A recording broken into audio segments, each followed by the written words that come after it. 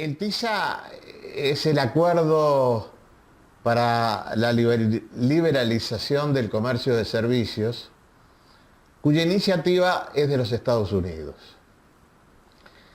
Y se inscribe en un panorama global de relaciones de poder, donde en el caso de Estados Unidos, la política comercial de Estados Unidos no es independiente de su política internacional, de su política militar. Y lo que estamos viendo en el campo internacional es que hay como un pasaje de poder de lo que se llama del Atlántico al Pacífico. A ver, Estados Unidos sigue teniendo hegemonía militar. Estados Unidos tiene hegemonía comunicacional. Los grandes entidades de televisión siguen siendo las más importantes del mundo.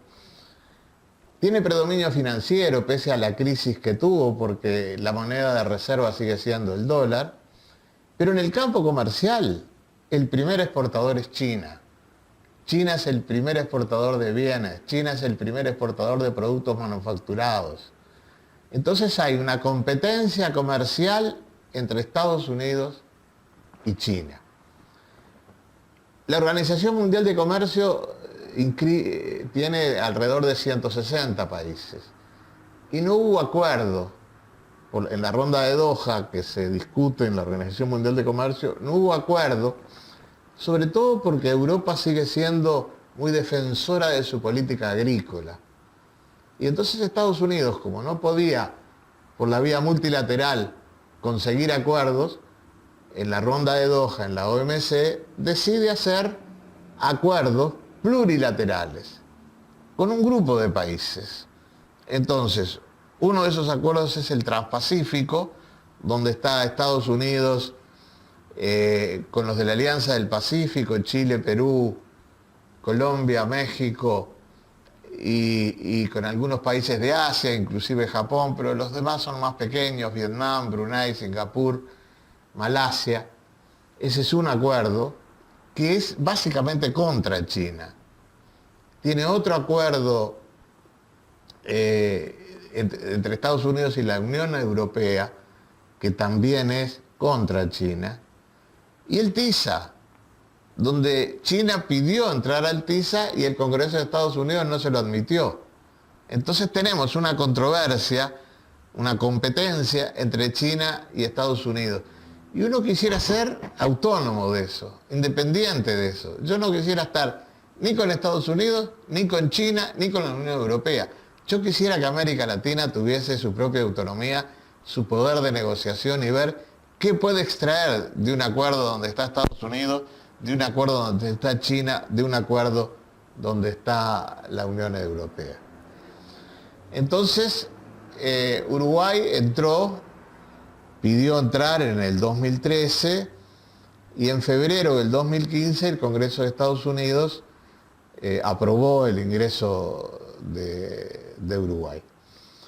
Y muchas veces nos dicen, nosotros estamos en la Organización Mundial de Comercio y esto es igual a la Organización Mundial de Comercio. Entramos a un lugar parecido, igual a la Organización Mundial de Comercio. Bueno, en la Organización Mundial de Comercio hay 160 países, en el TISA no está. Por supuesto, no está China, no está Brasil, no está Argentina, no está Rusia, no está India, que es un gran exportador de servicios. Entonces, las chances de hacer acuerdos para enfrentar al más poderoso en el TISA son extremadamente limitadas, son 25 países. En la Organización Mundial de Comercio sería mucho más importante. A veces, en la Organización Mundial de Comercio, son más globales los acuerdos. Y entonces uno dice, bueno, si vos me das un poquito de agricultura, yo te doy un poquito de servicio. Acá es solo servicios. Ahí usted mencionaba la Organización Mundial de Comercio. Tienen características en los tratados distintos. Se hablaba de listas positivas en la Organización Mundial de Comercio y listas negativas en el TISA. Ahí vamos, sí. Antes de eso, en la Organización Mundial de Comercio hay cláusulas de tratamiento especial y diferenciado de los países de menor desarrollo relativo. en el TISA somos todos iguales. Estados Unidos tiene la misma fuerza, el mismo poder, el mismo voto, digamos, y no tengo una cosa especial para el país menos desarrollado. Una segunda cosa, que se llama prórroga de jurisdicción. En la Organización Mundial de Comercio, cuando hay controversias, conflictos, se resuelve Estado contra Estado. Argentina le dice a Brasil, usted me está limitando esto, o Brasil le dice a Argentina, ¿a dónde va? Va a la Organización Mundial de Comercio. Pero es Argentina contra Brasil. Si es un empresario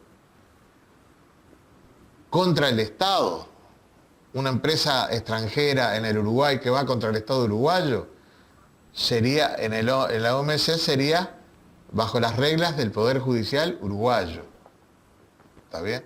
En el TISA seguramente no va a ser así porque todavía no está definido, pero en la medida que está Estados Unidos en los tratados de libre comercio que ha hecho, en los tratados de promoción y protección de inversiones, Estados Unidos dice, si hay un conflicto entre una empresa extranjera y el Estado del país de destino de la inversión, esto se resuelve, el empresario tiene derecho a llevarlo a tribunales internacionales, como el CIADI del Banco Mundial, que siempre se define a favor de los empresarios y en contra de los estados nacionales.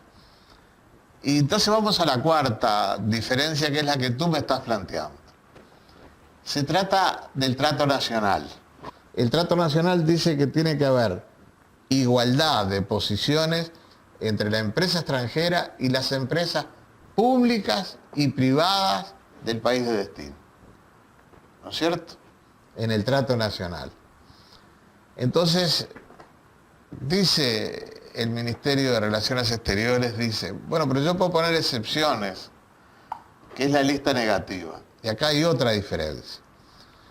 En el trato nacional de la OMC, yo tengo que presentar listas positivas.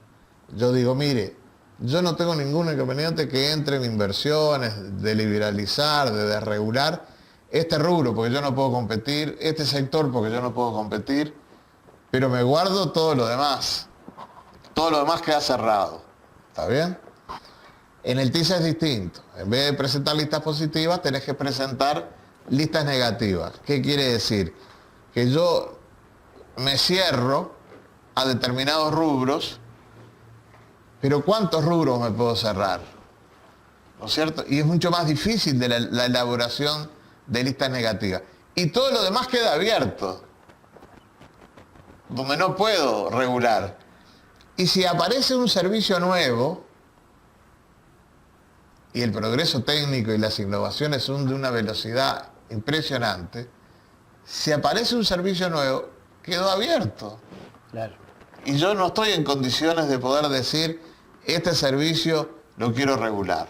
No tengo posibilidades. Lo secreto del TISA. Sí.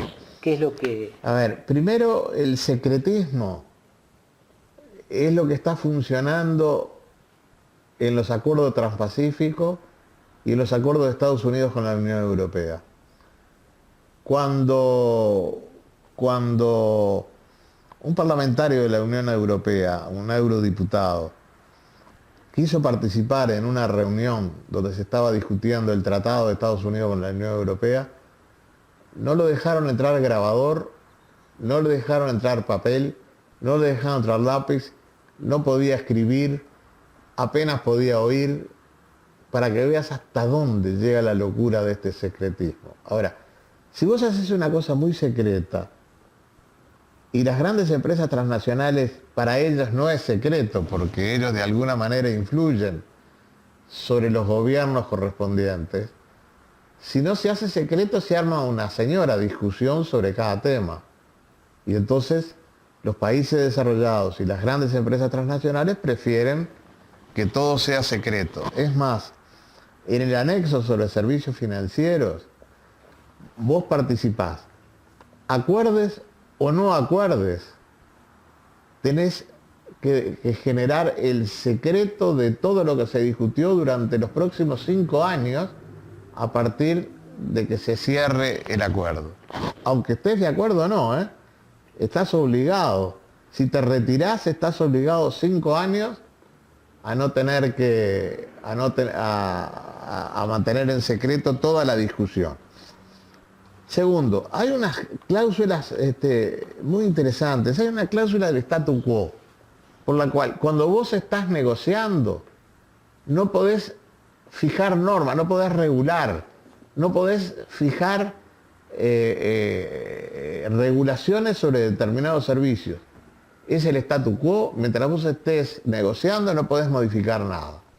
Y después hay otra cláusula que se le denomina muchas veces la cláusula del tridente, por la cual, si un gobierno liberaliza, privatiza, desregula un sector de servicios, bueno, en ese caso, el próximo gobierno o después del acuerdo no puede volver a nacionalizar ni a regular por esta cláusula. Fíjate hasta dónde llega.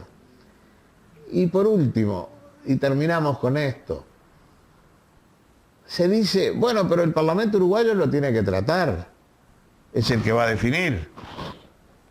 En realidad, el Parlamento uruguayo, como muchos parlamentos del mundo, no tienen la posibilidad de modificar el tratado. Por normas constitucionales, los tratados internacionales, el Parlamento puede decir que sí o que no, pero no lo puede modificar. El volumen, digamos, de comercio exterior uruguayo vinculado o que estaría más vinculado al TISA. Hay cifras que Las cifras no son muy seguras porque es difícil captar el total del servicio, pero se habla de entre 3.000 y 4.000 millones de dólares, ¿sí? Más o menos. Pero es muy importante lo del trato nacional, porque está el tema de las compras estatales. En el tema de las compras estatales, son muy grandes las compras estatales. ¿Te imaginas que se compra el Ministerio de Defensa, el Ministerio del Interior, Educación? Y un Estado fuerte, como decir, el Estado uruguayo pesa en la economía. Entonces, todos quieren entrar a poder participar en las compras estatales, pero las compras estatales son un instrumento de la política económica esencial, porque yo con las compras estatales digo, voy a facilitar las compras estatales para que este proveedor sea esta empresa pequeña que me genera más empleo, esta otra empresa que tiene contenido tecnológico, que la tengo que estimular para que siga incorporando alta y media tecnología, porque este es el mundo del conocimiento, ¿no? Y todo el mundo está exportando alta y media tecnología. No puedo, porque yo no puedo discriminar en favor de las empresas públicas, ni puedo discriminar en favor de las empresas privadas nacionales, porque tiene que haber igualdad de posibilidades, igualdad de condiciones entre la empresa extranjera y las empresas públicas nacionales y las empresas privadas nacionales. Y es más, el TISA tiene una frase que dice que para poder regular un rubro, la regulación tiene que ser objetiva, imparcial y razonable. Fíjate tú, ¿quién va a definir qué es lo objetivo y lo razonable? Y yo le meto un tema, de pronto sobre relaciones laborales en una empresa de servicios, ¿no? Y me dice, esta regulación no es imparcial, no es razonable. Me presento ante los tribunales internacionales en una controversia contra el Estado uruguayo. Claro. Para darte un ejemplo, ¿no? Entonces, y además fíjate vos, cada vez que yo voy a poner una norma de regulación, también le tengo que dar cuenta al sector privado interesado en el tema. Y tengo que esperar, creo que 20 días, que el sector privado me conteste para que yo concrete la medida, la norma de regulación correspondiente. Y acá te das cuenta que esto es la antítesis del programa del Frente. En el programa, en el TISA, el papel del Estado. Es un papel de liberalizar, de no intervenir, de desregular, ¿no es cierto? De dejar que el libre juego del mercado sea el que resuelva todos los problemas económicos y sociales. Ahora, ¿dónde están interesados ellos? El mundo desarrollado, ¿dónde está interesado? Está interesado en las telecomunicaciones y está interesado en los servicios bancarios. Quieren desregular los servicios bancarios, pero ya tuvimos la experiencia en Estados Unidos. En Estados Unidos la crisis financiera que empezó en el 2007-2008 con la burbuja inmobiliaria, con las especulaciones, fue porque los banqueros querían desregular y el Estado empezó a desregular. Y la desregulación fue una de las causas principales de la crisis financiera. Acá tuvimos una crisis en el 2002 y el Banco Central empezó a regular un poquito los bancos, ¿no? Yo no quiero desregular de nuevo para volver a tener un proceso especulativo de esta naturaleza. Y en las telecomunicaciones quiero regular a favor de Antel. Claro. ¿No es cierto? Ahora, ¿por qué nos arrastra esta propuesta y esta apuesta de nuevo tratado internacional?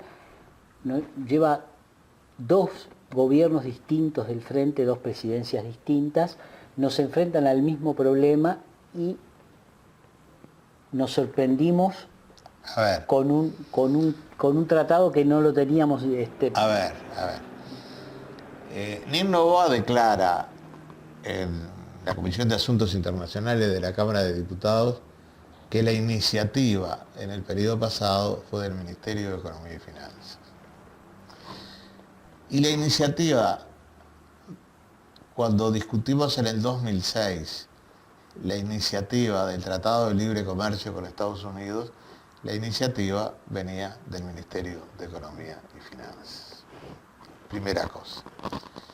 Segunda cosa, una vez que el Ministerio de Economía y Finanzas tomó la iniciativa, con algunas limitaciones, Almagro lo aceptó y Mujica lo aceptó. Kramerman dice que nunca fue tratado en el Consejo de Ministros. Fíjate tú, Kramerman había ido por una negociación a Estados Unidos y le empezaron a preguntar sobre la ley de medios, porque DirecTV estaba tomando medidas de que eran inconstitucionales algunos artículos y esa ley de medios limitaba la libertad de expresión, le decían. Y entonces Kramerman le pregunta, ¿y por qué ustedes están interesados en esto? Si estamos hablando de otro negocio. Porque el Congreso de Estados Unidos está tratando el pedido de Uruguay para ingresar al TISA. Y ahí Kramerman se enteró que Uruguay estaba intentando entrar al TISA. Y esto es abril del 2014. ¿Está bien? Y yo tengo la sensación que ahora vos tenés dos ministros del Frente Liber Seregni que están en una línea parecida a la discusión que tuvimos en el 2006 con respecto al Tratado de Libre Comercio con Estados Unidos. Este todavía es más duro, me parece, que aquel Tratado de Libre Comercio. Pero de todas maneras, allí hay sin duda una línea que tiene su perfil propio, que es en general, que es del Frente Liber Seregni, del equipo económico, y el resto del frente yo tengo la sensación de que está en una posición completamente distinta. El TISA agrega dificultades a las complejidades que está teniendo el Mercosur hoy. Primero, en Brasil y en Argentina el TISA no existe. No han tenido discusión. Estuvo el que fue secretario político de Lula y le preguntamos, nunca escuché hablar del TISA. Y después fuimos más arriba a las cercanías de Dilma y acá nunca se discutió el TISA. ¿Está bien? De manera que el Mercosur pasa por una coyuntura difícil. Argentina tiene problemas que no puedes pedir préstamos internacionales, ¿no? Le cuesta mucho. Entonces tiene problemas de balance de pago, tiene problemas de divisas y dice, voy a limitar las importaciones de tales bienes. ¿Podría Argentina decir, limito estas importaciones, pero a los países del Mercosur no? Claro. No lo hizo. Porque de pronto Brasil era importante en esas importaciones de Argentina. ¿Está bien? No lo hizo. Brasil vive un problema político, económico y social en este momento muy difícil. Y esto está afectando sin duda las posibilidades. Ahora, si uno mira más el mediano plazo, yo quiero exportar no solo recursos naturales, quiero exportar conocimiento. Y yo hoy le sigo, el primer comprador de Uruguay de bienes y servicios es el Mercosur, sigue siendo el Mercosur. En bienes estamos Brasil y China allí, y en servicios es Argentina, es el turismo, ¿no? Y yo hoy le sigo vendiendo el 70% de las exportaciones uruguayas al Mercosur son productos manufactureros, donde yo estoy metiendo alta y media tecnología. Entonces yo en el futuro necesito participar en cadenas de valor con Brasil, con Argentina, con Venezuela, con la región. Porque no, a ver, para entender, cuando China exporta un producto, una parte de ese producto se produjo en Japón, otra parte en Hong Kong, otra parte en Singapur, y después lo vende China. Bueno, esas son las cadenas de valor. En Alemania pasa algo parecido con los países europeos, en Estados Unidos pasa algo parecido con México, con Costa Rica, ¿no? Entonces, el futuro mío está en penetrar en las cadenas de valor de alto contenido tecnológico. Y yo preciso la integración ahí. Entonces, esta campaña contra el Mercosur no es buena tampoco. Porque, ¿por dónde voy a salir yo? Además, la historia de nuestro país... Hay un problema de geografía, de historia, de cultura, ¿no es cierto?, de valores, sin duda, sí. Pero yo creo que el proceso de integración. Ahora, de pronto te dicen, sí, pero hay que hacer acuerdos, el país está aislado. No hace acuerdos el país por el Mercosur. Bueno, el país en este periodo del 2005 en adelante, las exportaciones crecieron 16% acumulativo anual. Sin acuerdos. No dice acuerdos, es verdad. Pero crecí 16%. Está bien que me influyen los precios internacionales, es cierto. Pero 16% es un récord, ¿no? Durante tantos años, ¿no? Entonces, y sin acuerdos, le vendo yo hoy a 178 países. Debe haber duplicado en este periodo los mercados externos, sin acuerdos. Entonces, me dicen, mire, el software que estoy vendiendo, el 40% va a Estados Unidos. Y yo digo, ¿y si Uruguay se sale de esto, qué va a pasar? El software lo va a poder seguir vendiendo. ¿Por qué no lo va? ¿Por qué le va a poner trabas si lo que se trata de esto es de liberalizar? Que todo el mundo pueda vender. Lo que me pasa a mí es que yo soy un país muy chico, ¿no es cierto? Y si yo liberalizo todo, pierdo todas las oportunidades de generar servicios dentro del país. Me parece que allí hay un gran desafío para el futuro del Frente que me parece como central para poder seguir transformando el país, cambiando al país en un modelo económico y un modelo de sociedad que permita una distribución del ingreso, ya no que somos los mejores de América del Sur. Estamos muy lejos de lo que es la distribución del ingreso de los países desarrollados, para acercarnos a los países desarrollados. Y ahí el papel del Estado es muy importante.